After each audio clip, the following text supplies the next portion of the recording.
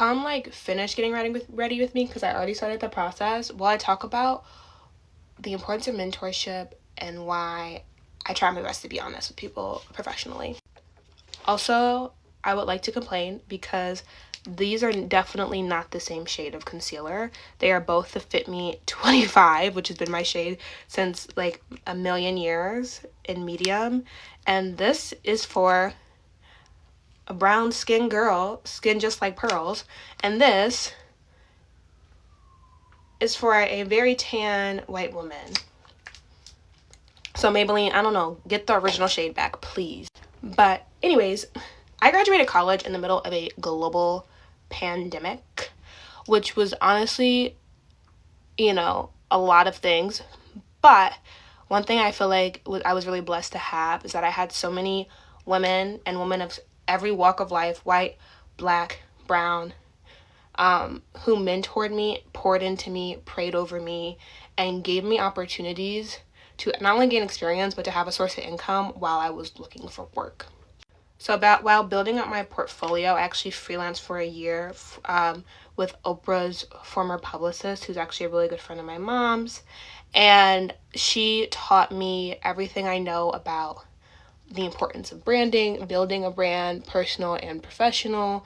And she was just such a gift, like a godsend, truly. Because I was able to work, gain experience, and have a source of income while I was looking for free time work. Because at that point in time, like, media companies had pretty much laid off majority of their staff. So no one was really hiring. Everyone was just taking on freelancers. Even when I was an EA, I had full-time hours, but I was technically still a freelancer. But anyways, because I had so many women throughout my career, even throughout my internship, like my first internship ever at a fashion PR firm, like, I still speak to her today. Like, she has advised me, she has given me opportunities, she's mentored me, like, again, poured into me. And because I had so many women pouring into me and rooting for me of so many different types, walks of life, I try to do the same with young girls, especially in college, if I can, because I always feel like I'm not necessarily exactly where I want to be yet, but then I also realize that, like, I'm further along than a college student, and I know what it's like to want to get a full-time job and you can't find one. I know what it's like to want a mentor and you can't find one. I've been there. Also, I didn't show this, but this is like the complexion product I've been using lately, the e.l.f. Halo Glow. It's honestly replaced my NARS tinted sunscreen. And then I love the e.l.f. Power Grip. Like, it's the way you stick. You know what I mean? Like, my hair just got stuck to my face. My caffeine is like kicking in, so I'm like, I need to move. But anyways, I just find, like, you know, a lot of the time we have doubt about like how what we've done, what we've accomplished, and, you know, what we can do, especially as women. And so I think now I'm just like, okay, let's be honest about how do you even get on a red carpet? How do you, you know, achieve those A-list interviews, even if you're seen as a nobody. Like, I remember listening to How I Built This, and that's like the Maureen Kelly episode, the founder of Tarte, and she was talking about how when she started Tarte, everyone was like calling her a nobody, and it's like everybody is somebody to somebody,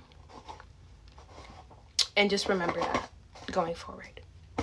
And I don't know if I have any like like thoughts that are being articulated well, but the point is, I want to be able to be honest with people about what it's like to work in the media world, in the magazine world, and digital publishing, because the reality is, from, you know, the outsider looking in and now from an insider looking around, a lot of people unfortunately do lie about where they are in this industry. A lot of people go into a lot of credit card debt to look a certain way in order to build social media followings and to sell a dream to people while they themselves have not achieved that dream. And that's why I like to always be authentically myself and honest, because I don't want anyone to look at my account and buy into this fantasy that is not my life. I love my life. I'm blessed for my life. I'm blessed to have my life. But I'm also not like dripping in diamonds at the current moment in time. And I'm not gonna, you know, rent a bunch of luxury goods to put on a facade for some people on the internet. The luxury goods that I have were inherited. No one bought them but my grandma, like in the 80s and 90s, and I just inherited them after she passed away. And, you know, I live in New York. I have roommates that I adore.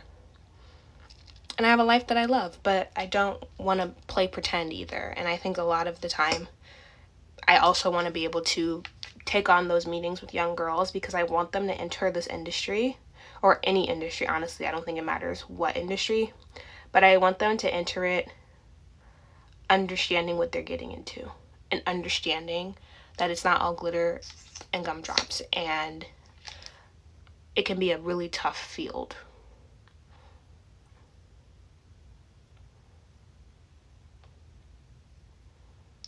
And that's really all I have to say. I don't know. I feel like I've just talking to my camera for like 5 minutes and I've not made a singular point, you know?